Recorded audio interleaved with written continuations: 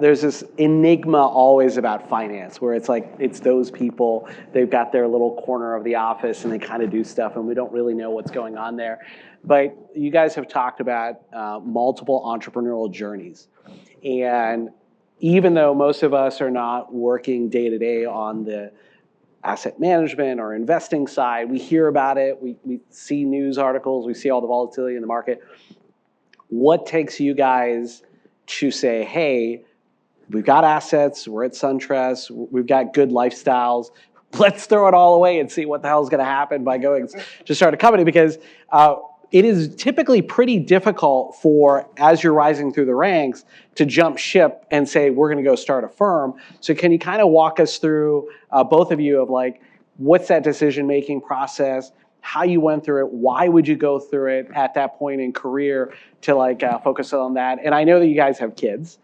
And that's always part of the equation with family and dynamics of like, hey, got this great job. It's nice and consistent. We're getting paid well. Why should we go to high volatility entrepreneurship and potentially craziness? From my end of things, I think it's that you're probably either wired for big corporate America or you're not.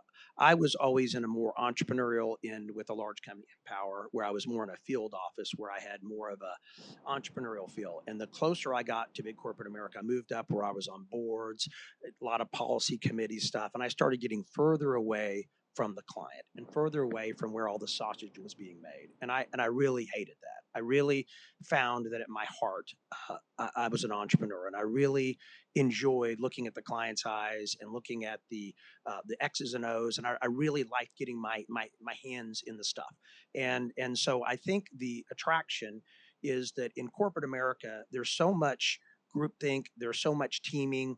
I never knew this term until people showed up. My mouth said, "I'm a stakeholder," and I didn't even know what that meant. Why are you a stakeholder in what I'm doing? And it's because some way in the organization they were affected by what we did. And so I think that started getting big and bureaucratic, and I wanted to be closer. So for me, I really wanted to be in something. We sort of had a cliche. We would say the band of brothers, and of course we had sisters too. But you know, the band of brothers, and it was that desire to have something special that it's like gold dust. You hold it in your hand and you cherish it because you really have each other's back, much like a small military unit might. And so I think ultimately for me, sure, there's the difference between making a significant amount of money and having really the opportunity to really change your life and maybe your family's life forever by being an entrepreneur. So sure, that's out there, but I really think if people are doing it just to say to get rich or just because of the money, they're probably doing it for the wrong reason. So for me, it was probably more about the path and about happiness and trying to find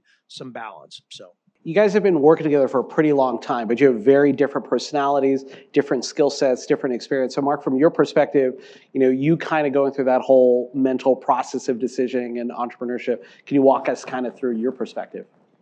Yeah, I think that mine was a little bit more of a balance between the money aspect and the potential that it could offer, as well as the excitement of being in business for yourself, but also being part of a very close knit team.